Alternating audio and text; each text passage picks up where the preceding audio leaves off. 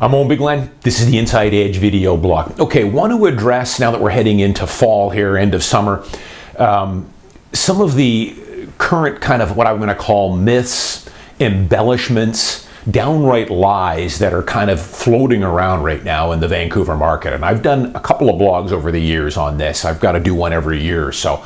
Now that we're coming out of the COVID lockdown, there's a lot of stuff in the news right now that I want people to be very careful of listening to here. And I'm going to address a few of them. The main one that's out here right now is that there is some sort of massive flight from downtown Vancouver condos out to the detached market, some utopian detached market that you can buy, I guess, a house for $600,000 or $700,000. Now, I guess maybe if you go way out, you probably could.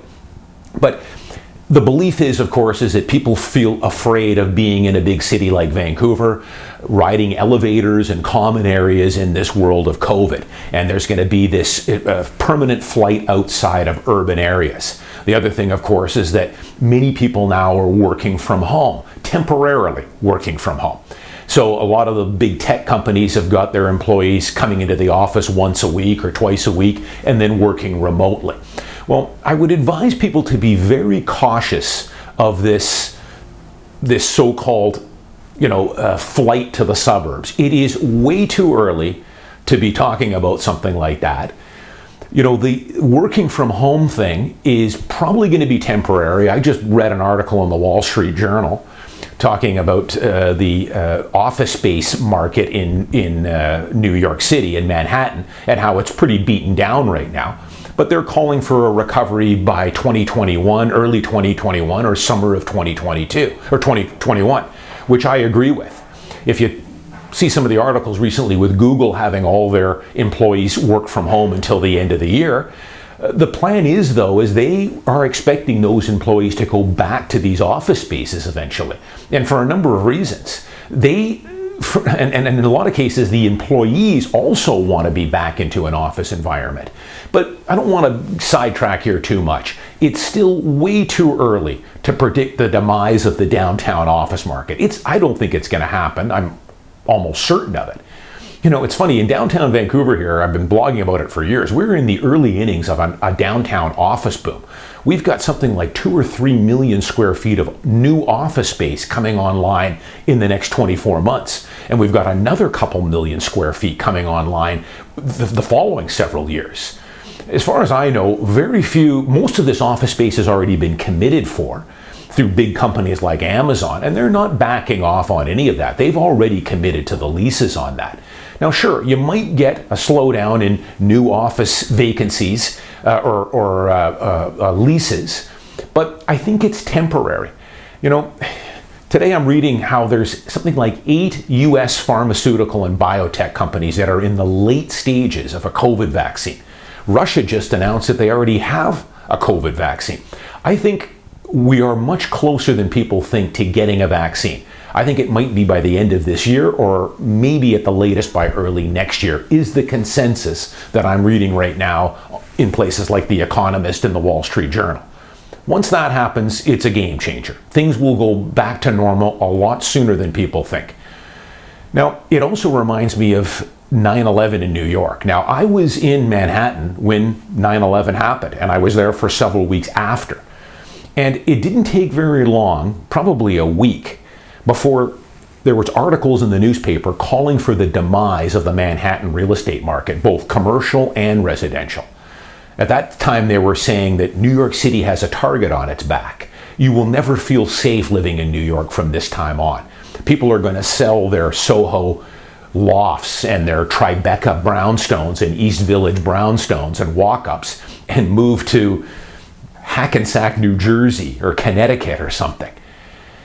You're not going to feel safe living in the city, and we're going to see a mass exodus in office workers.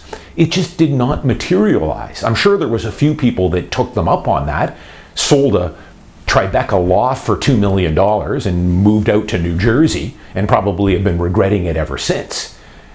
So way too early to call for the demise of the downtown offices and working remotely, as well as people selling a condo downtown and buying a detached house in Fort Langley or Cloverdale or Mission. You know, if that's you, if you're living in downtown Vancouver right now, let's say you're living in Yaletown in a 2-bedroom condo, and you both work, you husband and wife both work downtown. If your company now has told you that you're never going to have to come into the office anymore, which I don't think is the situation, and you're walking to work right now, but let's say they are, you don't feel safe, COVID, you don't think we're ever going to get a vaccine, and you want to try moving up into a detached house out in Mission someplace, if that's you and you want to sell your Yaletown condo, well, give me a call. I'll sell your Yaletown condo for top dollar. But I would advise you to go out there and rent for a year first. Give it a try. Because that is a huge, huge lifestyle adjustment. You're going to have to be you're going from walking on a walk score of 100 to a walk score of 60 and getting in your car to do everything. So if you're tempted to do that, I would not buy out there. Sell your Yaletown condo and go rent out there for a year and see how you like it first. I've got so many clients over the years that I've represented that have at one time lived in Vancouver, decided to go out to the suburbs for a bigger detached place, and then have moved back into the city because of lifestyle. Not everyone. I've also had clients that have never looked back. Sold the condo, sold the detached house, and moved further out, banked $1 million, and it's been great for them. Everybody is different. There's no right or wrong here. But be cautious on this. We're all going to be working remotely forever now. I don't think that's going to happen. It's not. And according to the experts I read on the Wall Street Journal and other places, this is a temporary thing. You know, these employers also, they don't want people working remotely forever. They like to keep an eye on you.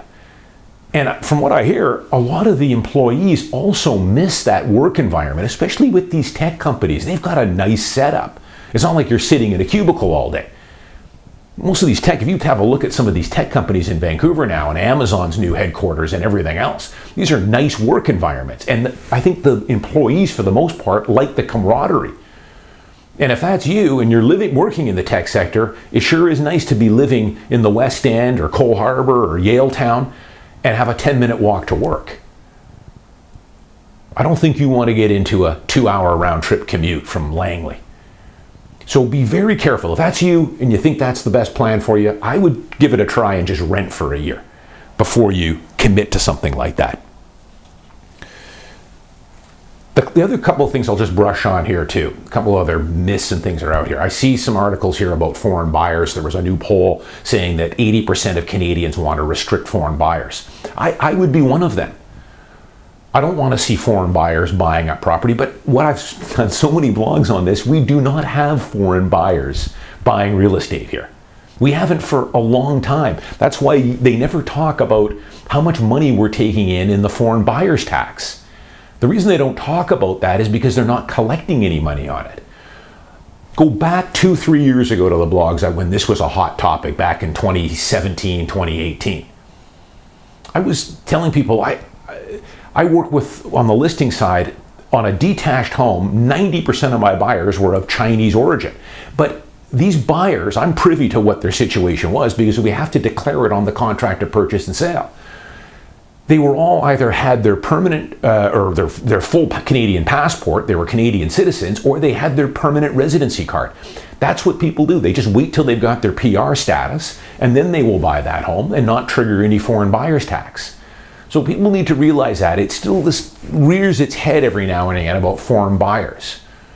There are no foreign buyers, and there really never was. Maybe back, as I blogged about, back when the market was on an incredible roll in 2015 and 2016, we had some people buying homes that did not have their PR status. They were in the queue to get it. It was being processed. But the market was going up so quick there that they jumped in before they had it, and there was no foreign buyer's tax. When the foreign buyer's tax came in, that put the kibosh on all that. And now they just wait till they have their PR. Because why would you pay the foreign buyer's tax? The 20%, it's nuts. Nobody's triggering that. The other thing that continues to rear its ugly head here is empty homes. We've had an empty homes tax in Vancouver here now for several years, going on 3 years now. And now we've got a BC speculation tax, which covers the rest of the areas. How much money is being taken in with that? I still see these people talking about, 20 or 25% of the downtown Vancouver condos are empty. That is a myth. That is just a downright lie. Not true. The numbers from the Vancouver empty homes tax don't pick that up. It's a pittance what they're collecting there. This whole foreign buyers tax, even the Vancouver empty homes tax, as I've often said, is a bit of sleight of hand. It was just something for the NDP government and the city of Vancouver to put out there to make it look like you were doing something about affordability, empty homes and foreign buyers. But what has it really done to the prices? As I predicted 2 or 3 years ago, it wasn't going to do anything, and it hasn't, because there really isn't a lot of empty homes, and foreign buyers were pretty much a myth, especially now.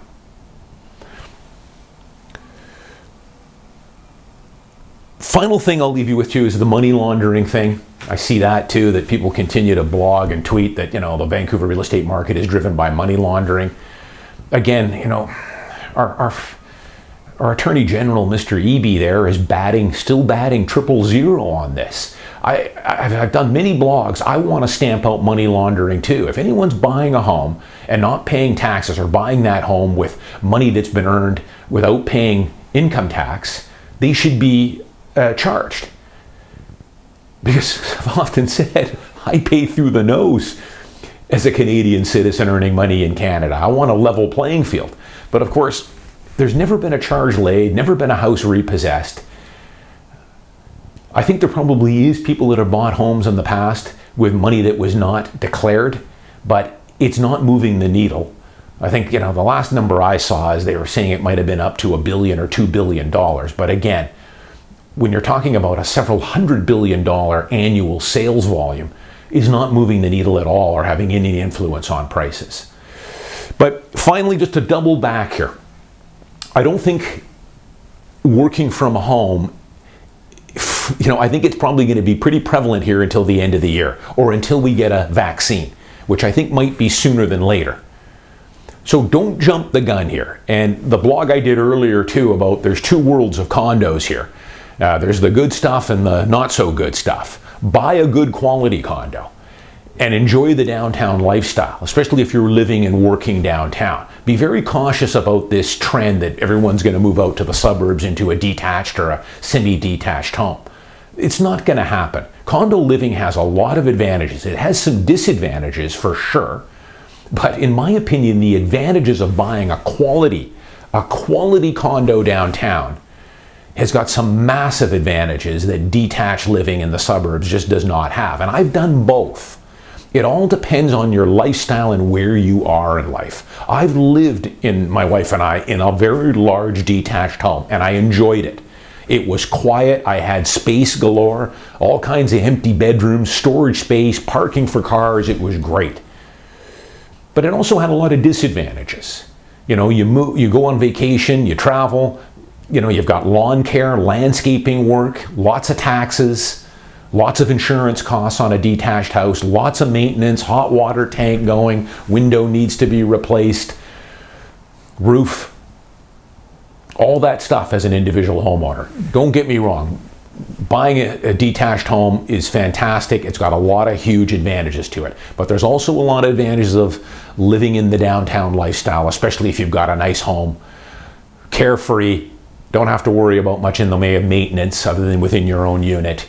Lock it up and go. Walking to everything. I walk now to probably 50% of my appointments because I do a lot of work in the downtown area. So I walk to work. Biking, seawall, world-class restaurants, everything at my doorstep. Don't have to, it's a much healthier lifestyle. Walk to my fitness center. I train at Equinox, there's only one. If I lived in the suburbs, I'd have to drive in, and that's where I want to work out. So it's a huge lifestyle boost. But the demise of the downtown and urban centers, just like in 9/11 in Manhattan, I think right now is greatly over-exaggerated. Give it some time. Don't jump the gun. If you really did want to, rent out in the Fraser Valley for a year and give it a try before you commit to buying. I'm Owen Bigland. As always, thanks for watching. I'll see you next week.